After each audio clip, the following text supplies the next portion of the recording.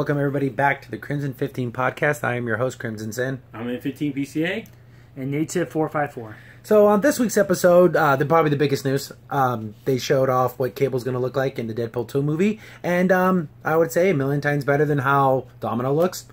He looks rough and tumbled, haggard, looks like he's been through a lot of wars. He's killed a lot of people, and he looks pretty cool. He's kind of a bad egg. And his look doesn't have a lot of CG to him. He's actually looks just like his hand, real. his arm. Yeah, his arm is metal, and of course that could be and CG. the glowy eyeball. Yeah. Other than that, everything else looks good about him. Looks down to earth, like you can actually see this guy going out and doing stuff. Yeah, he looks grizzled. Yeah, that's what I like about it. He has an edge to him. I love the overall look. It looks realistic. I like it, but I remember Cable from the comics, and there was more blue.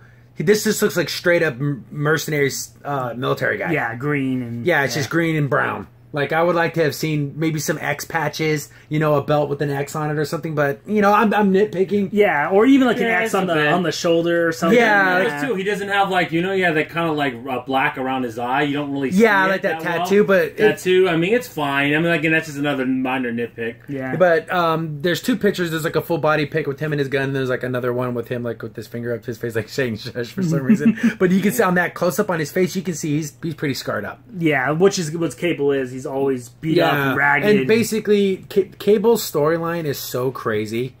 He's basically Scott and Jean's son from the future who came back to stop Apocalypse. But during that time, because he comes back from the way future... We're talking about 3,000 Yeah, he's plus. super in the future. He comes back, but then he kind of messes up what Bishop was doing. Because he was a time traveler, but he was the time traveler before him. So they're kind of screwing each other's future because Cable doesn't care about what Bishop is doing. He only cares about stopping Apocalypse. Yeah. Exactly. Yeah. So but the story's so convoluted, flipped over, twisted over 10 times. I don't even know what to do. It's so crazy because Bishop was trying to prevent a virus outbreak, but Cable has to make that virus happen because it makes the new mutant genes for the mutants to come back. Exactly. They were going to start dying off. So it's this weird kind of... Yeah, the storyline is this, can you really change the future? Is there, is it predestined? Or are you just pushing the goalpost? And it's going to happen anyways. Exactly. Yeah. So it's like that weird story, which is really complicated. See, I'm wondering what the circumstances of him being in this movie is about. Is it going to be Deadpool just happens to run into Cable? Or does Cable is looking for Deadpool for something?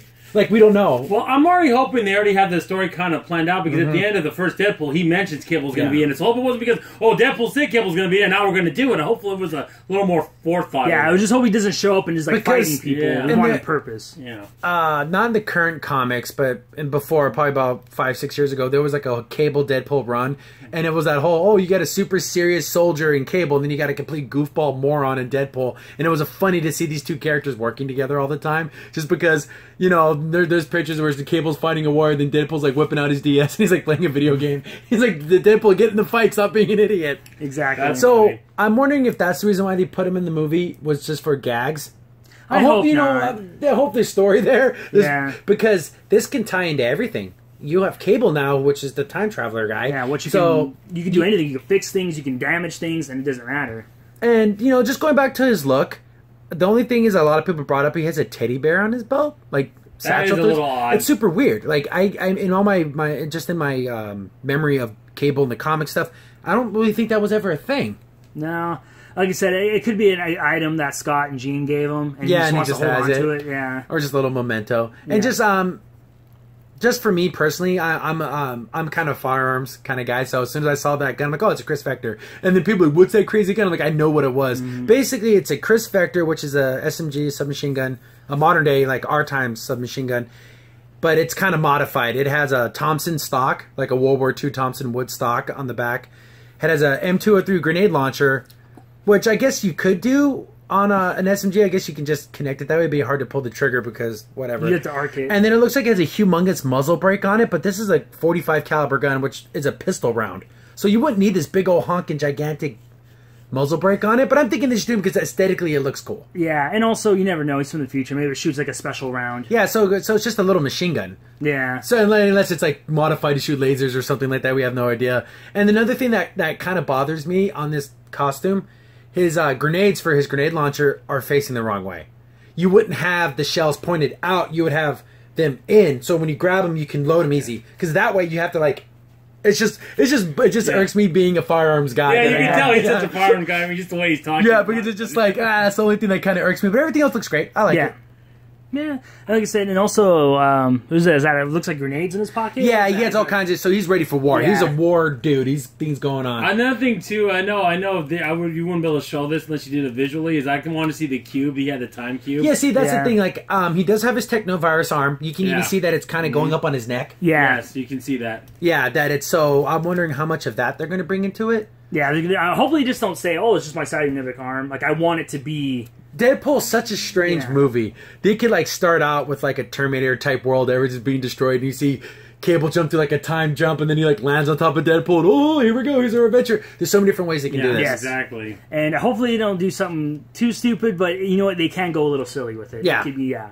So we'll see. I just hope he doesn't turn into like a Colossus of the movie, even though Colossus was good in Deadpool. But I don't want him to be that super comic relief. Because he has so much... Because not saying that Colossus doesn't have story. Cable kind of has global story when it comes to the X-Men world with everything to do with Cable, with Bishop and with the Technovirus, with Apocalypse, time travel, Four Horsemen. Yeah, and not only that, for what he's done already, that all ties in.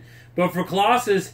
I mean, despite if you read, especially the new comics of Colossus, he's kind of one-dimensional, and that's why I kind of like Colossus. I like my Colossus. He's a good guy. He's a good person. He's a good person, and that's why that's what they kind of portrayed in the first Deadpool movie. So this one will be able to. He'll be the straight guy, but yet, like what Crimson Sin was saying, you'll be able to see all these maybe potential different storylines. But there's only one huge problem. Where's his afro?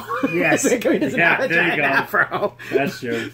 But, definitely, after the disappointment of Domino's look. Yeah. Not saying anything about the actress or her abilities, just saying just the look, not looking like the character. Cable literally kind of redeemed that. He looks like the character. Yeah, he does. There's not some silly reimagining of the character. Yeah, now we just got to find out if he can act and pull off some of his... He can see, it's so weird. What kind of Cable are we going to get? Yeah, I want the more smart alecky Cable. Because in the X-Men TV series, Cable was always a wisecracking jack, all the time. And he would make these wisecracks and funny things, and I want that Cable. But sorry about that. My phone just went off, so if you guys heard that on the podcast, it was because my phone's being stupid. But anyways, definitely great. I just want to, again, there's just so many different what ifs, but they handled it the first time really well, so I'm looking forward to it. So there's no reason to worry about the actors they pick or anything, because first one was great. Yeah, so I think they're going to continue that. So moving on to a other TV, well, not TV, but movie news. Personally, not for me. I don't really care about the Twilight series or the Hunger Games series, but it's big in nerd culture. It's part of the thing. It's part of the books. It's not necessarily us, but our sisters love those movies. Yes, exactly. And this is the one thing I say about those movies. My older sister loves Jennifer Lawrence, and she watched the Hunger Games movies. She loves Jennifer Lawrence so much, she watched the new X-Men films. Exactly. And she likes those movies. So it's hey, there you go. There's the connection. It can get more fans. So when people crap all over these movies, they're not for me. They're not targeted at me. I do not enjoy them, but I'm glad it brings people kind of into the fold of seeing other things. Well, I don't want to sound like that nerd, but I feel like I don't like things that are super popular where everyone likes it and even non-nerds like something, because then it's kind of well, what's it about? And look at that's why it's so general and so it's a simple story. But it's not appealing. Well, what I like about it though, it's bringing people in that would say if you told them, hey, let's watch this vampire show, they would be like, But now, I mean, even though they like romance, girls like romance. They like romance. Okay, so even though I know people say that Twilight's not a real vampire type story, but hey, it at least brings them into the world of fantasy. It brings them to the realm of that, so you can be like, hey, why don't you check this out? Why don't you look at this? Well, the only reason why we're even bringing up these two things is because Lionsgate, the producers of the films, they also make a lot of the cool movies, make a lot of bad movies too, but they are they're tossing them around the idea of just continuing the story without the authors and without any connections to the book series. So they just want to make straight up sequels all on their own. Exactly, straight up universe. See, the only thing I think would be interesting in Hunger Games, doing a prequel. How did the world get to this point? Exactly. Do our modern times and see what happened and got to this totalitarian society. And what made the idea for the I think that could be kind of cool. But again, with that being said, I'm not necessarily this huge fan of Hunger Games, but It's sci-fi, dystopian future. But again, I mean, that does sound interesting. The only problem is with our Running Man with the hot chick. Well, yeah, exactly. But with our political current climate, I don't want it to be a certain way, which I know they would go with, which I'm kind of worried about. That, or the problem, too, I wouldn't want it to get too, like, nasty. Like, you know, like how, like, say something like, I don't want to make that series like rated R. Even though it's a lot of adult situations, of course, because people, you know, kids killing each other. Not a very pleasant thing. But I just want to watch a bunch of preteens kill each other. Exactly. I don't think that's going to happen. I think they want to keep it PG-13 because they got to get that teenager crowd. I'm hoping. Yeah, I'm not too worried about that. And personally, the idea of someone taking someone else's idea and then saying, "I'm going to reimagine it my way with none of your input," I don't like that. They should at least have them involved some way. Okay, well, how about if you were going to continue the story, how would it go? Or if you were going to do with this, how would it go this way? Or even their blessing of being like, I talked with this guy, like, we kind of, you know... Or who wrote the books, or whatever, said books. Which is kind of funny, because I think the lady who did Twilight kind of said, "I'm done with it. I don't want to write any story. Like, I'm literally done with it." And she wrote literally the most fanficky thing. I thought this was a joke when I heard about this a couple years ago, but she literally rewrote the story and swapped the genders. Really? That's something a fan does. And like, that's a totally, like, you can buy that version of the book if you want. Really? Yeah, so stupid, because isn't it literally exactly the same? Yeah, just so why would? But anyways, that's like the only thing she's done with it. And my phone is going nuts. But definitely, I don't like the idea of going forward without the original creators' involvement. I don't like that. Yeah, it's even for weird. Something I do not respect these films and these stories. I do not like them. I don't care for them. But I so care about an author's and a creator's vision. That if they wanted it a certain way, now they're not being involved, and I don't like that. Yeah. But, you know, but they'll sell millions because they love that kind of stuff. Oh, man. Yeah, if you said Twilight knew anything, it's done. I'm sorry. When I know this is kind of an old thing. I know some people have said it before. But for me personally, when I look at Hunger Games, I'm like, oh, I remember when this is the Running Man. I like that movie. Okay, I'm sorry. I always will think of Battle Royale and stuff. Yeah, that's I remember that, basically. So, another movie news, back to Star Wars. You seem to be covering Star Wars in every single podcast. Yeah, we don't mean to, but all these things keep drips and drops. So they showed off some pictures, and some of them, you know, you see like the Royal Guard people, the red, you know, they're kind of cool. You see Kylo Ren's ship, and then they show off this kind of cutesy little alien hamster thing. It literally has big giant black eyes, and it just looks like, oh, there's going to be a toy of this. Yes, exactly. Like he's the character to be a plushie. Yeah. I know, literally, if you ever seen the anime Hamtaro, that's what he looks like, these characters. Yeah, like a super cutesy giant hamster thing. It's so forced. Or ferret. Yeah, and also, I bet she's going to have a cutesy voice, and he's going to be, like, super, like, oh, you know, running around, and I'm like... I just hope he doesn't turn into the Jar Jar Binks. I'm looking at him standing next to Chewbacca, and I'm hoping Chewbacca's like, he just reaches over and just eats him. It's just a snack. That's what this thing is for him. Exactly. But we already have BB-8. We don't need any more cutesy. That's all the cutesy you need. That's about where I want it to be. Well, yeah, and like you said, I just hope no Jar Jar Binks connection. But I feel like this might be this series' Jar Jar Binks. I hope not. It's just... I don't know. I don't like it. And other stuff in Star Wars, and you know, they showed off like the Red Guard, like I mentioned earlier, and that stuff looks cool. They showed off again the ship. Yeah, these red soldier guys look pretty cool. That's cool. And you know, I guess it's a TIE Scrambler or something like that. I forget the exact wording on it. This is coming from the Entertainment Weekly. But here's the thing: when I'm thinking of the news from Star Wars 8, that's not what I want to see. Yeah, I don't want to see a cutesy animal. I don't care about that. I want to see good-looking characters and something that's going to get me excited for this movie. I guess they're called Progs. P-O-R-G-S. Progs. So Progs are basically the cutest thing ever. This is coming from a GameStop article, but I'll throw a picture up, and yeah, I can't deny its cuteness, but do we really need that in Star Wars? Especially Episode 8. I want to continue the story with Luke, okay? That's what I want to see. There's some heavy stuff going on here. Yeah. It's just a cute thing to look at. Well, maybe like I said, maybe if Chewbacca does eat it. Yeah, it's a snack. He eats them. That would be awesome. Someone should take this picture, make a GIF, and he ends up punching it. Boom. Yeah, he goes flying off the screen. He flies out the Millennium Falcon out the window. That'd be just great. shows it in a cooking pot. No, he's in airlock, and he's just floating in space and slowly dying. Like, oh, jeez. Yeah, that's funny.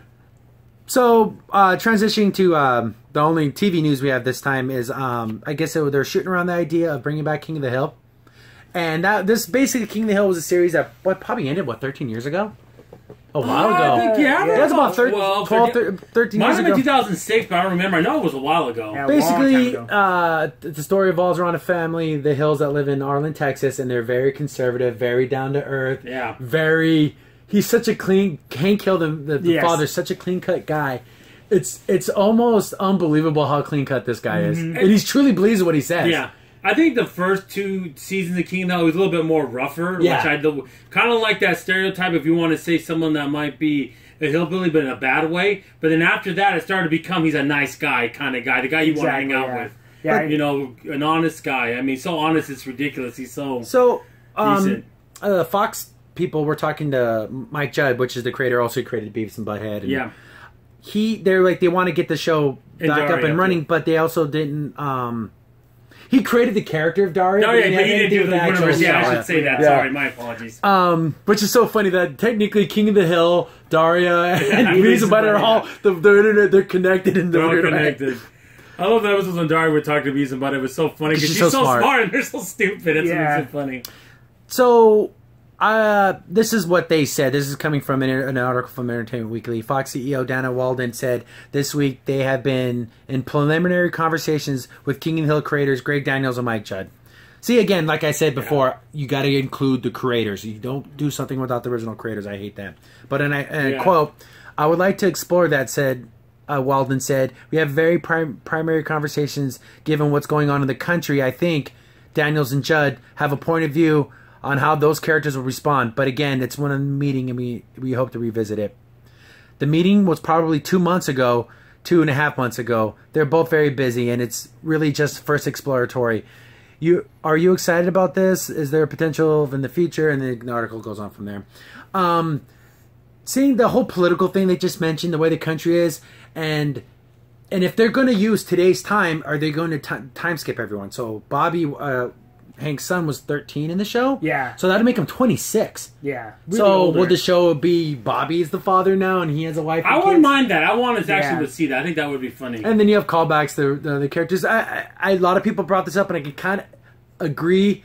I didn't like the Lucky character. Yes. He has an aunt named Luann and she kind of started dating a bunch of losers and then she ended up dating this super rednecky guy. Like we're talking... truck in the front yard up on bricks. He's that kind of redneck. I mean, if you think of like Jeff Farquhar, Larry the Cable Guy's boy, below even those two are real down to stuff. I mean, his claim to fame was slipping on pee at Kmart. The Costco. At the Costco. And that was like his... He would say pee-pee. He would say, when he would say urine or like, no, pee-pee. It was funny. He kind of grew on me because he honestly truly did love her. Yes, he did. But he was like almost 30-something, and she was like 23 at the time. So exactly. And they end up having a kid, and they end up getting married, and they're happy together. But it's like, oh, this guy's such a freaking loser. And Luann was just like this gorgeous kind of she was, I want to say, socially stupid because she was just kind of like a dunderhead, but she wasn't dumb, like she didn't know things. Yeah.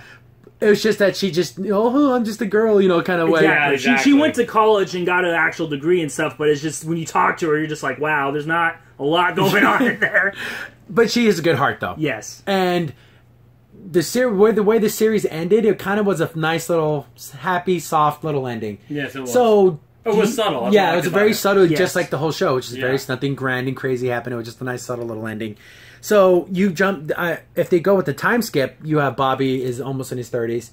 So maybe Bobby growing up with his dad, so he's a little less conservative than his father was, and then maybe his son's way more liberal. And I guess you can kind of explore it that way. But I don't know. And then because then also when Bobby being raised, there was like always this contention between him and his dad about one of my most favorite jokes in the whole entire series was he had write an essay on his favorite president, and then he's talking to his dad. He's like, I have to write an essay on my favorite president. His dad just gives him a look. Okay, Ronald Reagan. He doesn't have to say anything. He just knows. He just gives him the look. Okay, Ronald Reagan. Exactly.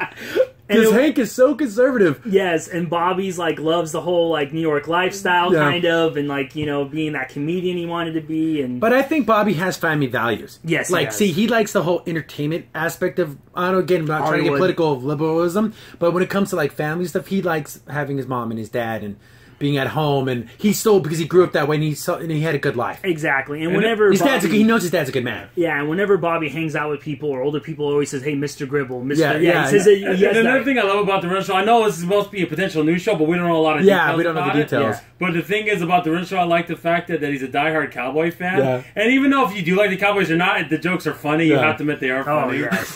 He's such a diehard Cowboy fan. His wife bought him an autographed picture of like the team, and he's like, and it's all signed by all the players, and even like the coaching staff. And he's looking, he's like, wait a minute. The assistant trainer is like, oh, that's not his signature. How in the world do you know what the assistant trainer for special teams is? How do you know and that? the signature of said trainer. Yeah, exactly. So it's so funny. And so they think, oh, what would these characters the view on this one? Sorry, guys, you're not going to get the view that Hollywood's going to want. They're so conservative that they didn't even want. There's an episode where they were going to teach sex education in classroom, and they were against it. That's how conservative these characters were. So I don't know what they're hoping for. Unless they want to say, oh, Hank Hill had to change his stripes, and now he's like, that would be. I would totally kill me. hate that. Yeah, I don't want to see that. I don't want to portray the characters. I just don't like things like that. And in the same note, I'm not just saying that the character has to be conservative because I like conservatives or I like liberals or I like this. I wouldn't want Dale to all of a sudden not be that crazy nut bar that he is, and all of a sudden be like this straight-laced guy. I like the fact that he's into conspiracies and aliens, because it's true to the character. Yeah. And I mean, I wouldn't mind Boonhammer growing up a little bit and getting a wife and kids. That would be nice. It would be nice to see him have a family because he was kind of a ladies' man. Ladies' man, that would be fun if he love him and leave him. That was so. And then with their other friend Bill, like I would hate to see anyone be dead, but if Bill died in 15 years, I wouldn't be surprised. He was a very unhealthy man, and he had a lot of problems, and it was just he was a really sad character because his wife left him, and he was just kind of like that everyone's friend because they felt bad for him, even though they truly cared for him. He just was so pathetic in everything else in his life that they just always brought him along. And he was like, and it was so sad because early on in his life, he had a great start from his life. Like he's football player, high school, military, and then all of a sudden just everything went downhill. Well, actually, it's kind of sad because when you look at like Bill when he was younger, like when they were first out of college and he was friends with Hank. Hank was the one who was a little bit aloof in some ways, and Bill was the one that would always keep him straight, do the right things. Like it's sad. It's a complete difference. And so Hank has that urge to be like, I got to protect Bill because if it wasn't for him, I would not. I think he was going to get a tattoo or something. I remember the episode, and Bill's the one that said no. That guy was going to beat the crap out of him. And then Bill defended him. Yeah, so and it's sad to see the contrast now between those two. So do you have Bobby and Connie together? No. Do you just have them separated? What about Joseph? Oh, Joseph Dale's son, yes, that's a funny conversation on itself. That whole situation, because basically Dale's wife cheated on him with this Native American guy. and so the whole joke was that he had no idea that this wasn't his son. Mm-hmm. But then there was always these kind of things like, did he know? Like, do you explore that? Because it's 13 years later, he's like, hey, Dad, I'm not really your son, but he did raise him, so he is his father, just not his biological father. And it's so weird because his son acts a lot like Dale. Yeah. Because he's like kind of aloof and kind of like... He's still like, oh yeah, the aliens came down and swapped this and that. Like, he's still... Because he's his son's father, his father's son. Mm-hmm. Even though he's not his biological father, he is him in a lot of ways. And he's weird, he's awkward. And then also, what I like too, his wife finally ends that relationship. Yeah, and just starts being with her husband again. Yeah. Which is why I thought that was a cool little step. I was too. So there's a lot they can do with this. Yes. I just hope, because the only thing that bothers me is they bring up the cultural climate. Hank Hill's not that kind of guy, but again, we're talking Hank in 13 years. So you would want to focus on Bobby. I hope they don't just don't age anyone, and all of a sudden they're just in 2017. Yeah, and Bobby's still 13. It's still 13 years old, and he's still. I don't think that'd be the right way to go. I think we've got to grow a little bit. Yeah. And also, I mean, what do you expect? They're 4 Texans. I mean, they change their, what really would 4 kind of, redneck Texans really think about the world today? Yeah, they would be very, sorry, don't say, there'll probably be guys who voted for Trump. I know that's probably going to kill a lot of people. Think about it, this very conservative people. They would not have voted for, maybe some third-party candidate or whatever, but they would not have been Democratic supporters in any way. No way. They'll probably would have voted for a third-party candidate, but not the rest of them. They would have voted him as Rusty Shackelford, and it was like his fake name. Use it for a joke, like it set it up for a joke. So again, you can tell we're fans. We know the characters and everything, and so if this ever comes to fruition, we'll definitely cover it.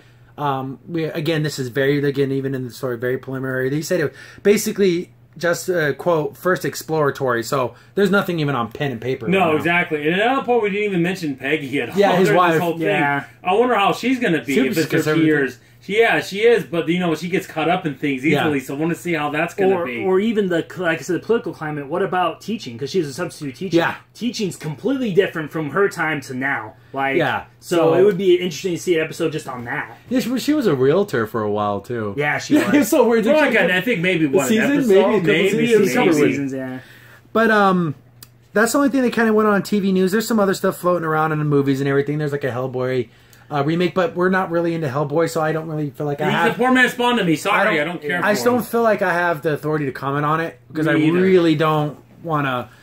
Yeah. So, if more news comes out of it and it looks really cool, we might cover it, but not Hellboy guy. Or a trailer. Yeah, or if there's a trailer, we'll cover it. Yeah. When Del Toro did the monsters for I like Hellboy the makeup. 2. Oh yeah, the makeup, especially for Hellboy 2. And I'm a big Del Toro guy. I still didn't want to watch it. I'm sorry, I like his work. Pan's Labyrinth is amazing. It's an older movie, but go see it. It's incredible. He did. Yeah. If you want to see cool monster makeup and how you do story. And how to do CGI right, when you just do CGI subtle, only where you need it, and then everything else is it's great stuff. Good stuff. But transferring, gonna move on to video game news. Marvel vs. Capcom had like a YouTube video that was uploaded, and it kind of showed like a roadmap. So they basically leaked their whole entire roster.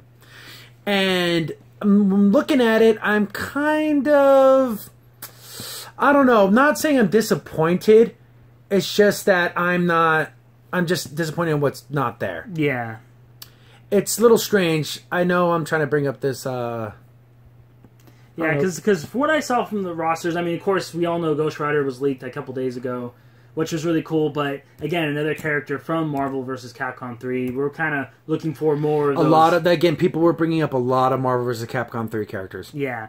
And I understand that, like, maybe money constraints and all that, but you got to give us something that can, like, oh, cool, I can't wait to play that character. I haven't seen him in that roster yet. So, this is coming from Eurogamer, which was posted, like, a couple days ago. So, this is probably the most recent one. I'm going to go down the full list. Arthur from, the Ghosts and Goblins series. Chris from the Resident Evil series. Chun-Li, Dante, Firebrand, Jeddah. Monster Hunter, which is so stupid. He doesn't have a name. His literal name is Monster Hunter. It's so dumb. Morgan, Nemesis, Ryu, Spencer. Spencer is the Banacam other guy. Yeah, yes. Yeah. Yes. Why can't it be Super Joe? That's my favorite. Strider, Mega Man X, Ant-Man, Captain America, Captain Marvel, Doctor Strange, Gamora, Hawkeye, Hulk, Iron Man, Nova, Rocket and Groot are one character, Spider-Man, Thanos, Thor, and Ultron. It's not a bad list, but there's just certain things that are just like, where's the other stuff here? I'm not seeing, again, the mutants. Yeah. Yes. They screwed the mutants. I know that was kind of like, we kind of knew that, but we were always hoping that, maybe they're really going to put them in. Maybe there's going to be a secret reveal. Maybe, and I guess we just got our confirmation that, nope, we're not going to get a single mutant. Maybe as a DLC, but I don't even know at that point. Is it? Maybe in the future? I'm not buying this fighting game right away. I'm just not. Yeah, I'm going to definitely wait on it. It doesn't have my just because even if the mechanics are good and all, there's just characters that where's Wolverine? He's been in every single flipping Marvel vs. Capcom game since forever. And it's kind of sad because the mechanics of the game look great and the way it plays, but I just wanted different characters. I can play Marvel vs. Capcom 3 and get most of these characters. Yeah, and play almost and get the same amount of what I want to say enjoyment because Capcom doesn't believe this. We play because we love the characters, not because of their movesets, not because of their abilities. I play Magneto because I effing love Magneto. Mm-hmm. He is my #1 favorite villain in all of fiction of all time. I love Magneto. Yeah. And he's right up there with Darth Vader, to me personally, as like cool villains. Oh, he's definitely not. If he's not your top 3, you're all fiction. I just love Magneto. I say it 3 times, but I play him because I love him, not because he can do this special combo that has an infinite loop. I don't care about any of that crap. Exactly. Yeah, and that's the same way I felt like when Ghost Rider joined, because Ghost Rider was kind of low tier in Marvel Capcom 3, and I love playing him because he's such a cool character. But there's another thing too. We don't know for sure. They haven't said anything on this, but since they simplified the combo moves for like younger players and all that. When they play online, is that going to be disabled, or are they going to still be able to use that? And they're going to say, "Oh, this person has on easy mode." Like you're going to know that, when they play the game, because it's kind of like, well, you made it so simple. Yeah, it's basically it's one button combo, so you can just keep tapping. Yeah, that's ridiculous. Punch button and it'll do like a full blown combo. I'm not to say that you're not going to ever be like the top best, but if you practice, you can learn these. If you practice, I mean, kids can do it. I don't know why they just don't learn. Yeah. I understand super little kids, but if you're like 10, 11, 12, come on, you can learn these. I'm looking at, and I guess people are saying that some of this DLC stuff, Dormammu, Ghost Rider, Venom, and Winter Soldier, that could be cool. Yeah, but again, I'm not seeing Wolverine. I'm not seeing X-Men here. That's the biggest omission because Wolverine's been almost every versus game, and not to have Wolverine in it, it's just ridiculous. Yeah, and also maybe what can redeem it a little bit is the story mode. If the story's actually pretty decent, then maybe. But we'll see. Well, I'm definitely not, even though this is coming from Capcom, seeing Street Fighter V stupidity vibe in the story so far. Well, hopefully Marvel has a little more control of the story. Well, yeah, that's what I said. I'm not feeling that right now, which I'm excited for. Yeah. And I'll throw some pictures up of, I guess, in this video, they were also talking about how their eSports stuff's going to work. I guess it's to say the top 14 people on the leaderboards will be invited to the Capcom Cup. Oh, that's nice. But again, when you're the leaderboards, people, taking dice for people to get, what do I want to say, throwing games. That happens, and especially on online. And well, can you imagine if these guys do that and then they go there and they play against some role players? I'm hoping they'll get destroyed because there's going to be there's big names in the Capcom world, and there's going to be people that literally could devote their lives to this game, and you're going to see those same names pop up again. Hopefully, they're showing these different, I guess, tiers. Phase 1, Phase 2 of creating a year-round esports league for Marvel vs. Begin in 2018. The video says that Capcom Pro structure the prize pool of over $600,000. And this is coming from Eurogamer as well, this information. Talking about stuff with Twitch and YouTube, pay for recoverable licensing per title. It's like a bunch of, I want to say, business mumbo-jumbo. So if you're into it, I'll link to it. So if you really want to look into this stuff. And they go around with what's revenue, what's profit, how much are they making off of these things.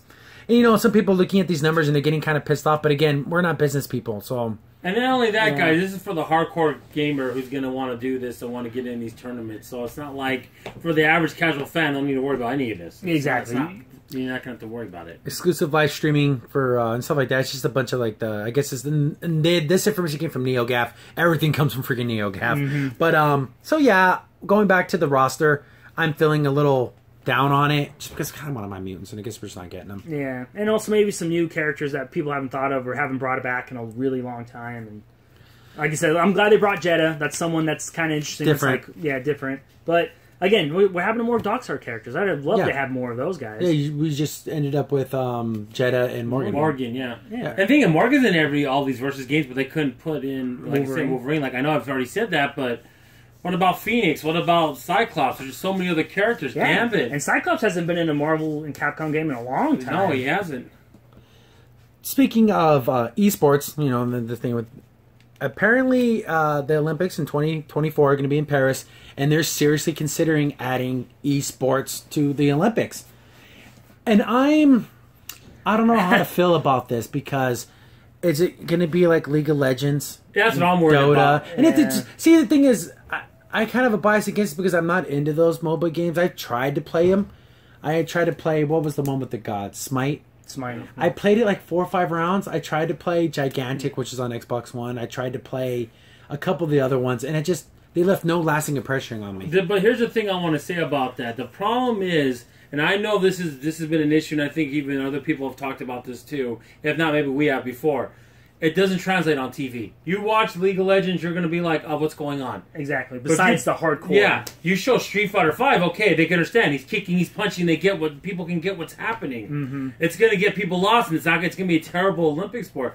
I even say maybe even if they want to be more adventurous, even put Madden or put football, sports games. A sports type game. See, it's just so weird. Do you do like racing games? Do you do stuff like that? Because...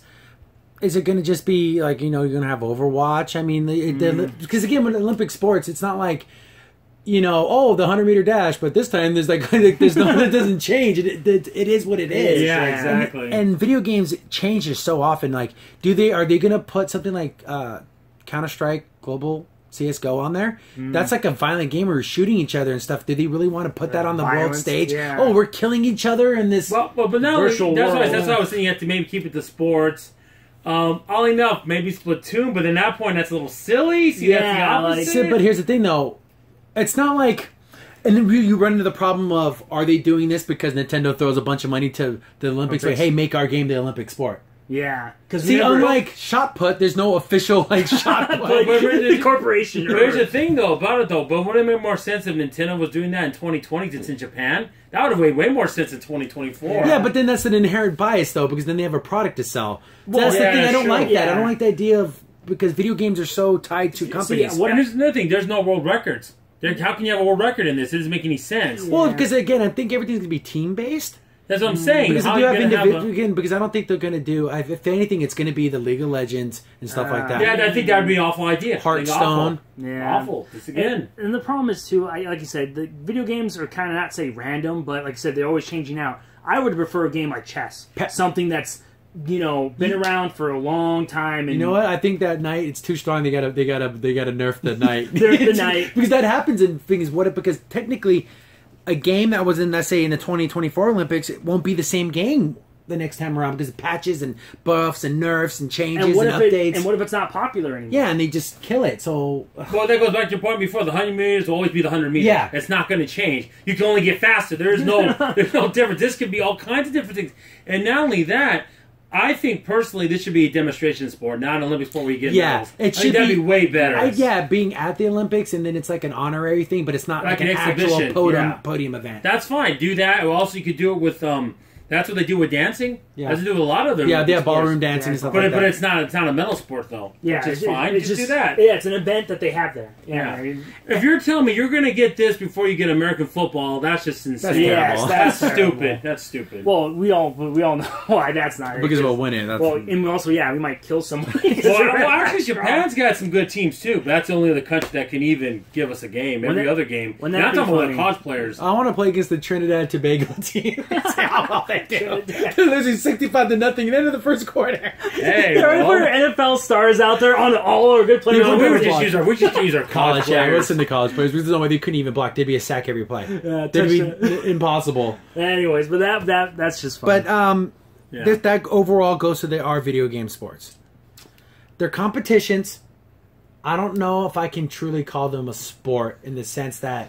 Yeah, that's the difficult thing. Is poker a sport then? If you want to say Street Fighter V is a sport, then why not poker? Yeah. Why not professional Monopoly players? Why not Scrabble competitions, Boggle tournaments? Are those sport athletes? I don't. Again, I love watching the Capcom Cup, like you said.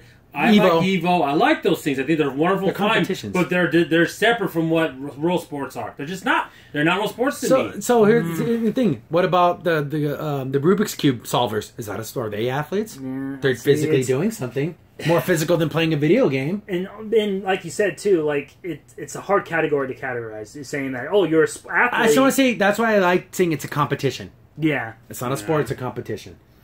Because guys, if we're talking about video games, here's another point. What if, I know they would never do this, but what if the game is Pac-Man? I mean, people say, this is silly and stupid. Well, that's a video game too, so what are you getting kind of... Or what about speedrunners? Yeah. Is that part of the sport too? I beat this game faster than somebody else. Why is that any less of a sport than Dota or League of Legends? Exactly. See, they'll probably start adding those too, and then you start glitching the game, but then you're doing... it gets really... it's super weird. So I just don't... That's a can of worms, because then you're going to alienate the gaming community saying, these games are sports, but those games aren't. Yeah, those are just games. Yeah, those are just... So, I don't like it. I just make it, like I said, an exhibition and where they don't get medals, and that'd be fine. Yeah. Just do that. Yeah, it'll bring the new... I know what the Olympics are probably thinking, too. It'll probably bring a lot of kids in here, because then kids will start watching the Olympics again. Like I brought up poker, but why not Magic the Gathering? Yeah. Why not Pokemon cards? That's super popular. D&T, I mean, if you want to get that niche about it. And I just don't like the whole idea that you get into this whole... conversation about what's a sport, what's not. I just consider those competitions, if they put them in the Olympics, like you said, it should be just a showcase thing, and not necessarily at the Olympics, but it's in the Olympics. It's there, and they can have a little fun moment, and they can win. And then at that point, it's a demonstration. I know the Olympics are against. Maybe they'll win prizes or something. Do something like that. They already have world championships for all these games. That's what I said. Yeah. And Overwatch is starting up its league. It's like a professional league soon. So it's like we already have outlets for gaming. Yeah, exactly. I might even take out some nerds then at this point. But that's like saying put Monopoly in the Olympics. I'm sorry, that's how I see it. Why not board games? Yeah. Where's it in? Again, Risk. Yeah, actually, Risk can go on forever too. But sorry if you hear my dog; she's barking.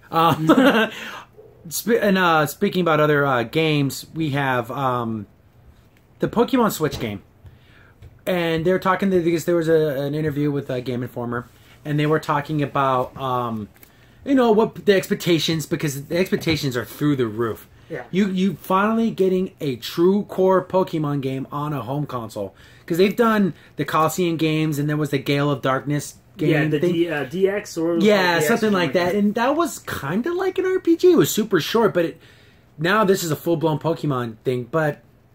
And then you got the quote coming from the creator producers saying, "Oh, hope people don't have their expectations too high." That's something that you think in your head. Yeah. Don't say it out loud, because it's almost like giving yourself a scapegoat, because what if it sucks? Well, I told you not to expect anything. Well, that's exactly what Reggie said about the Switch. With the graphics. The graphics guys, let's kind of camper down on that. And like I was thinking when they said that, I was reading that article, and I'm like, well, maybe it just means that it's going to be a Pokemon game, guys. It's not going to be like this new, thing that's going to, change the world of gaming. It's going to be a hearty, it's going to be a Pokemon game. Because every Pokemon game, I always think is like a solid 8. Because you can't really do anything new with Pokemon, but you can do little things to make it interesting and better. Like they brought in the Mega Forms, and they brought in multiple team battles, and shiny Pokemon. Shiny Pokemon. You can do X special moves now, and also there's new Pokemon you can always add, but there's nothing that's going to be like, man, it's going to change the face of Pokemon. Yeah, because you can't drastically change Pokemon all of a sudden. It's a side-scrolling beat-em-up game. Like, it's going to be, you catch your Pokemon, you go to gyms, you get badges, you get to the end, and you become the Pokemon Exactly. master. And I don't think the Switch is going to add any new mechanics. I'm trying to think of a new mechanic you could have in that game, but I really can't right now, so... Looking at the article, this is coming from GameRat.com, and they're quoting the Game Informer interview, and this is, trying to get the guy's name, follow-up response from, I apologize, these Japanese names kill me. Junichi Masato and Shiguri Omaru? I'm sorry, I probably butchered the holy heck out of that. Yeah. But anyways, they went on to say, quote, do its best to create a great game. To meet certain expectations, Musada said, of course, it's very difficult to make the game. So I hope people don't get their expectations too high. Exactly. End quote. Yeah. I don't like that quote. It's a defeatist attitude. Yeah.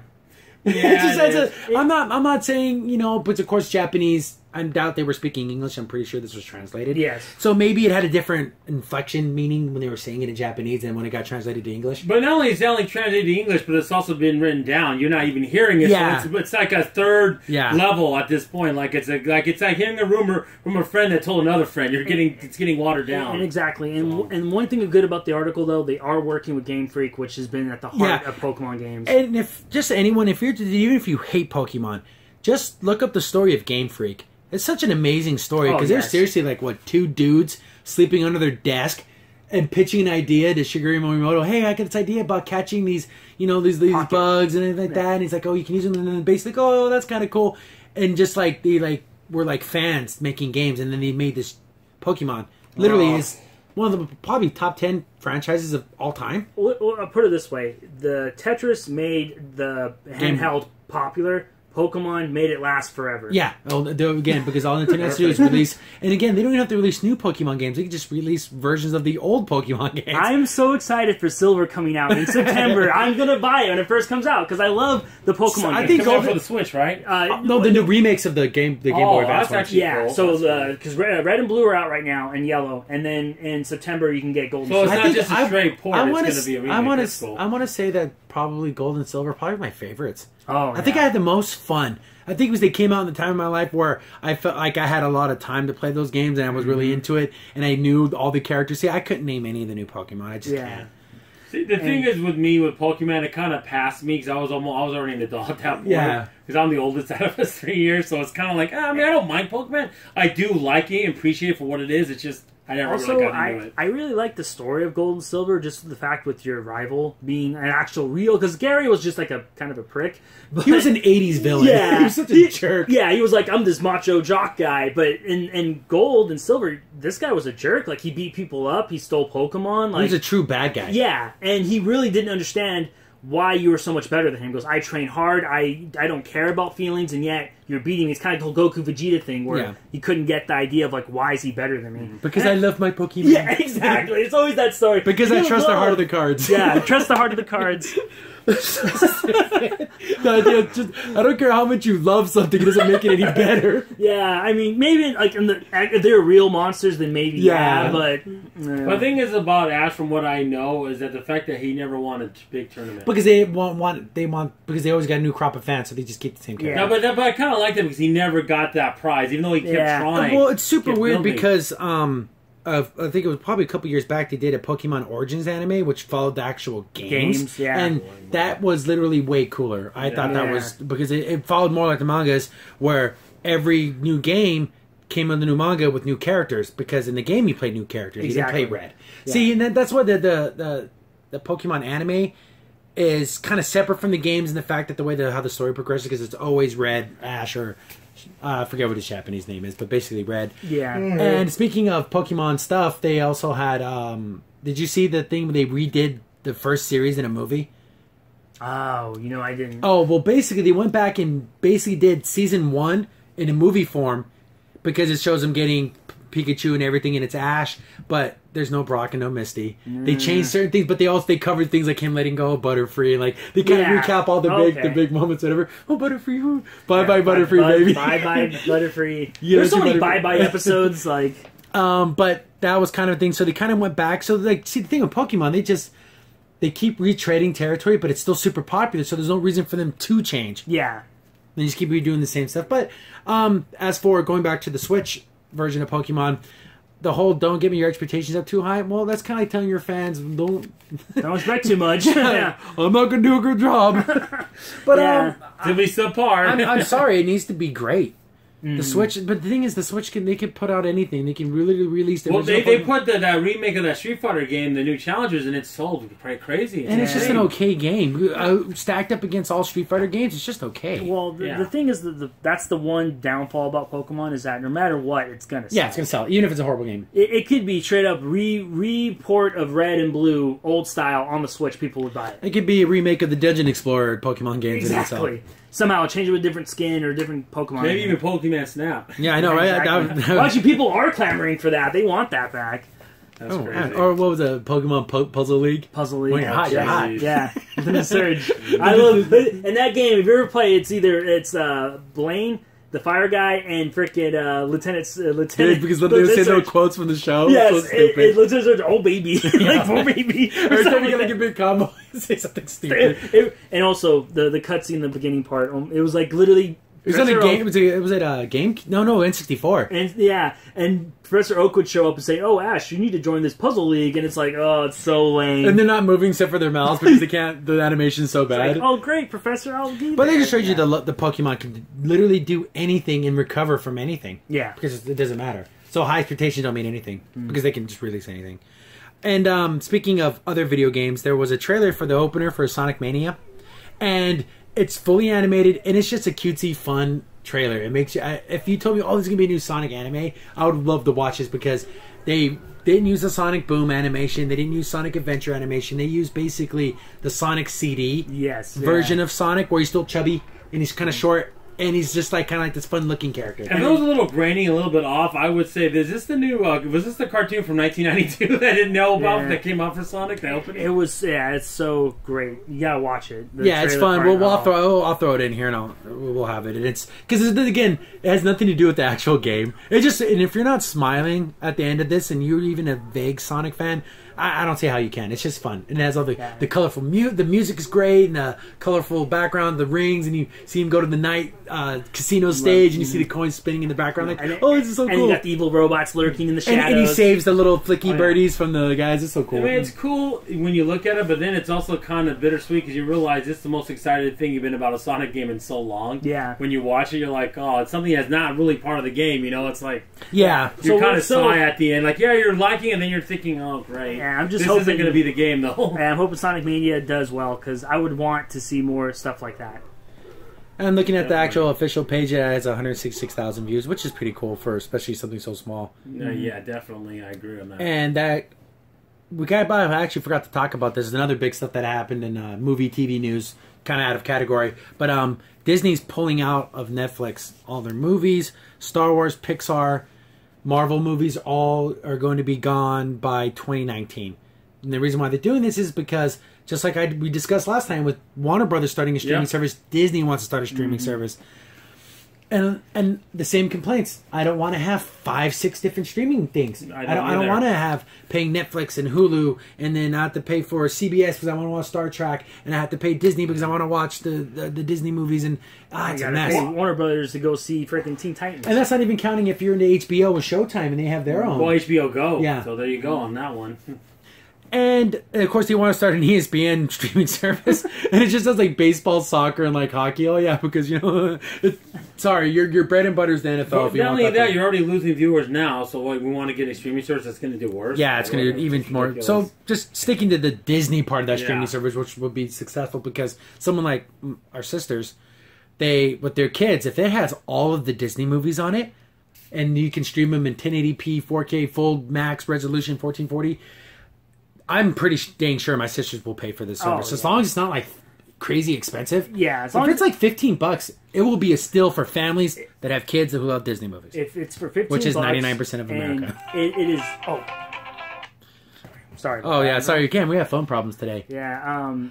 But yes, but if it is only for 15 and it has like classic, and I mean classic ones like Pinocchio, Little Robin Mermaid, Hood, Sword in the Stone. I bet you have the full Disney library.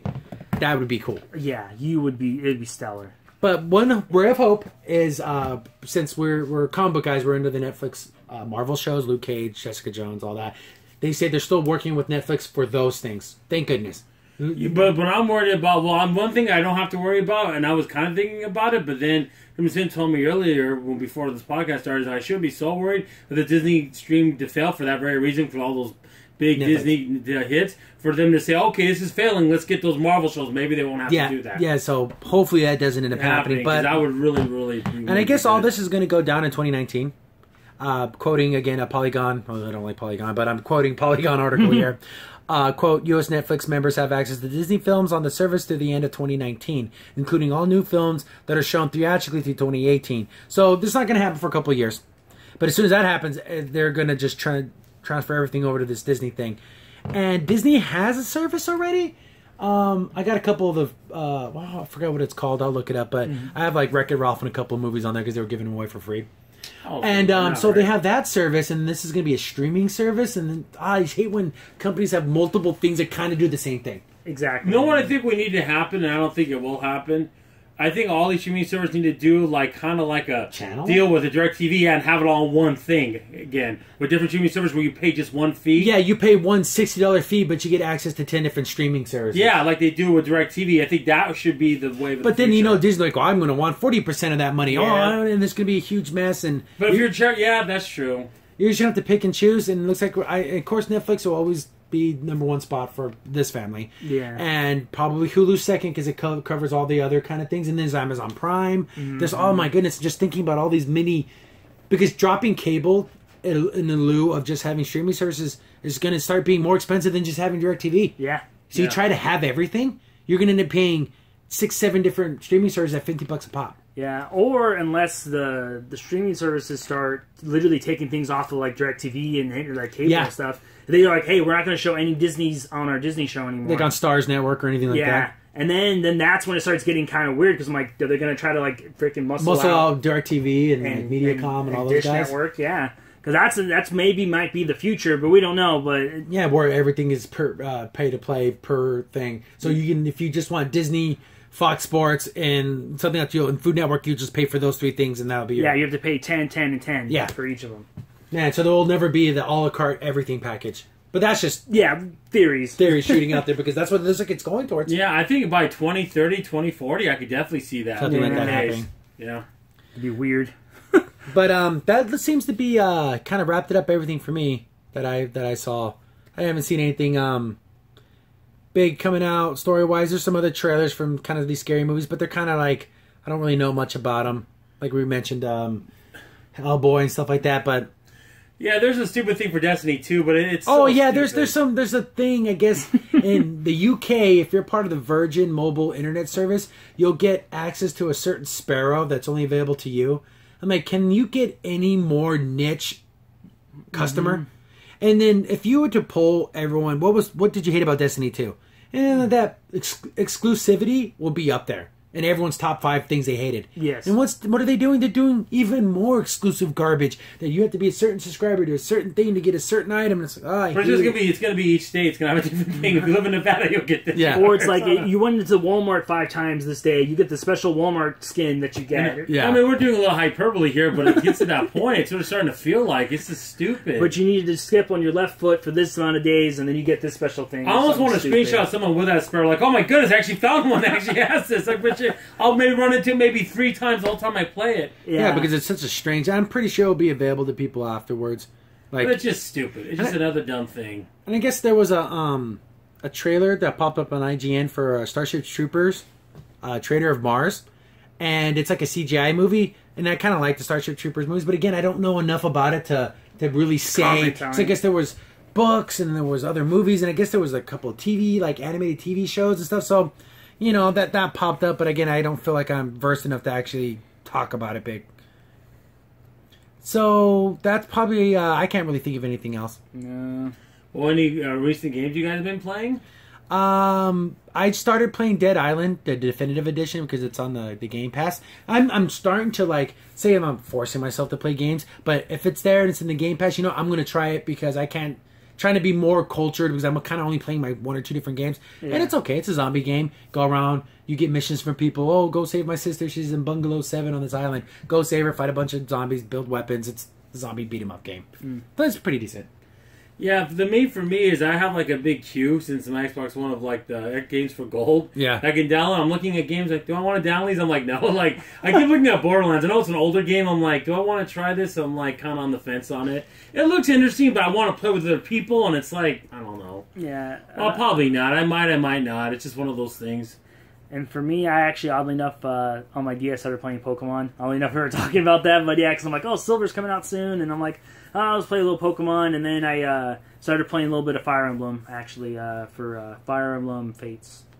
Yeah, and then I guess another thing, because I like the Dynasty Warriors games, they're showing off a new trailer, but it looked super choppy. This is an official trailer, and you can literally see when he's fighting an enemy, his clothes start to glitch, and they just change. To another character model, guys, did you notice that? It looks terrible. It was part of the game. You're supposed to transform, Mike. It's yeah. So it's there's a couple of those things like that, but for the most part, everything seems to be TV shows, movies for us. Oh yeah, because the gaming, because there's that summer lull of games. Yeah, the thing is, coming up in a month, I'm going to be working overtime.